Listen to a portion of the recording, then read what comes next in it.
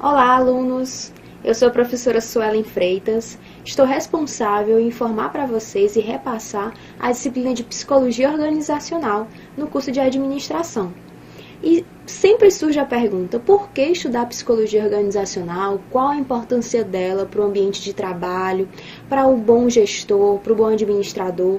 Então, através dessa disciplina, nós vamos poder entender qual a aplicabilidade e qual a função da Psicologia Organizacional no nosso dia no ambiente de trabalho. Tanto para os gestores como para os administradores, para que vocês possam tirar as dúvidas e assim compreender bem o papel dela e utilizá-la da maneira mais proveitosa possível. Então vamos lá? Olha, nosso primeiro assunto, vamos introduzir ou falar um pouco do início dessa disciplina. Conceituar, falar um pouco da história, como ela surgiu e como começou a estudar, como começamos a estudar psicologia organizacional. Então, se a gente começar analisando o nosso primeiro slide que nós temos aqui, nós podemos perceber, nesse primeiro slide, que a vida e o trabalho do colaborador, ele é muito importante. Por quê? Nós passamos a maior parte do nosso tempo no trabalho.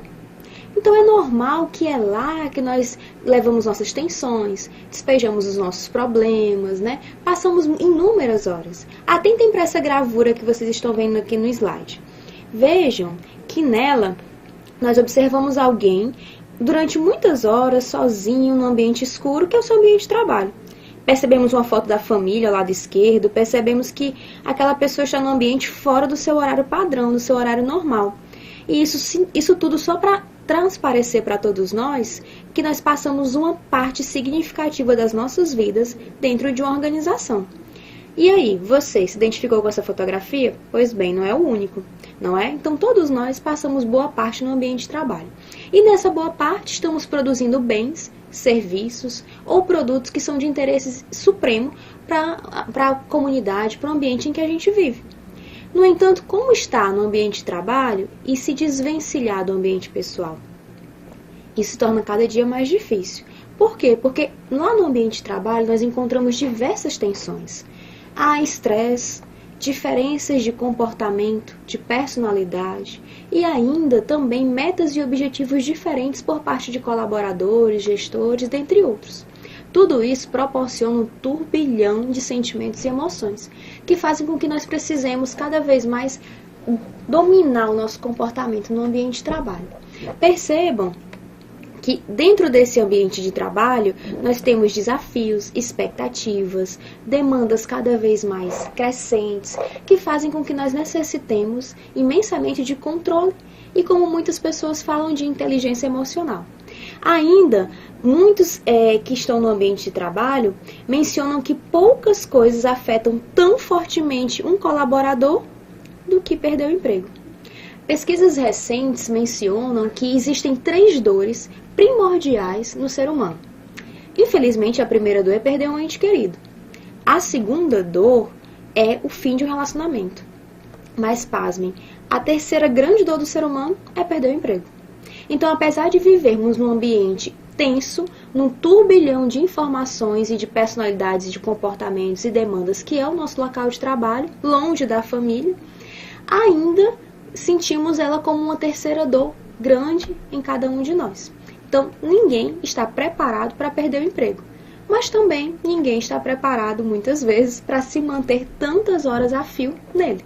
Por isso que a psicologia organizacional ela tem como objetivo nos ajudar a entender quanto do nosso bem-estar e da nossa qualidade de vida estão relacionados com a dinâmica das organizações.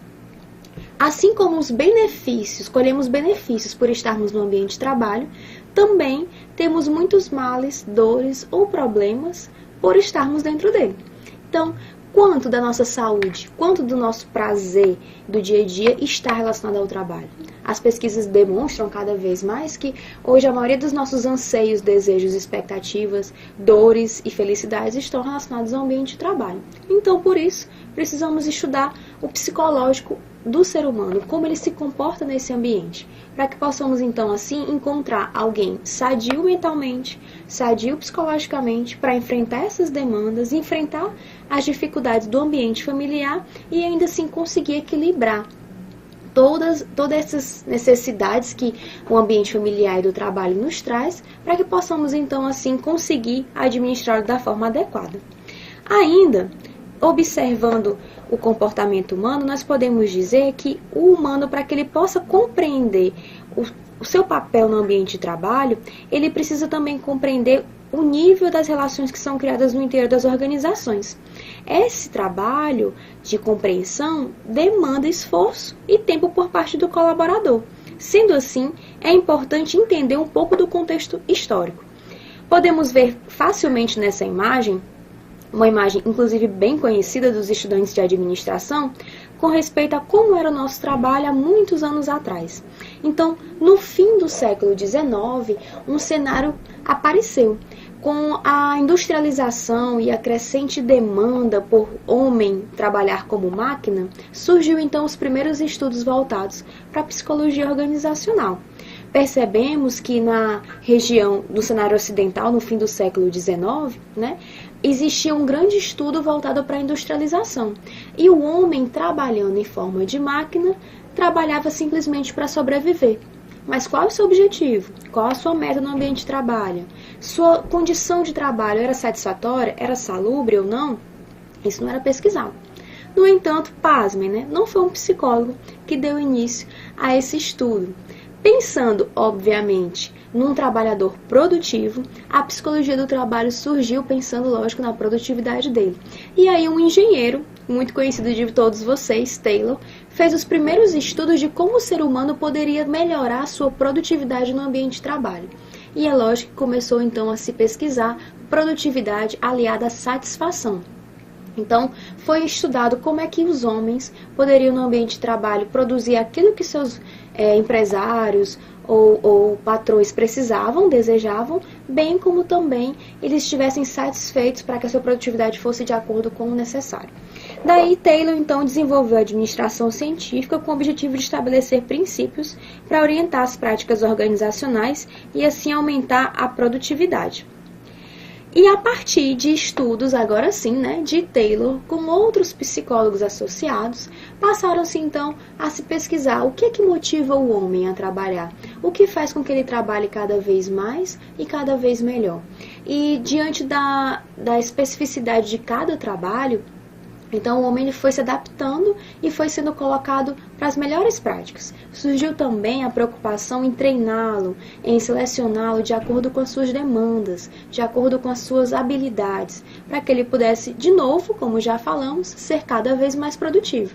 Então podemos dizer que a psicologia organizacional não começou pensando no bem-estar humano, mas pensando na produtividade humana, que obviamente seria conquistada através desse bem-estar. Mas continuando, nesse estudo e nesse contexto da psicologia, vimos que com a Primeira Guerra Mundial, infelizmente, muitos homens não voltaram da guerra.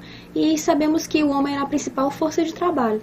Por não voltarem da guerra, então precisou-se que as mulheres entrassem no ambiente de trabalho para sustentar suas famílias, para então ocuparem o lugar deixado pelos homens.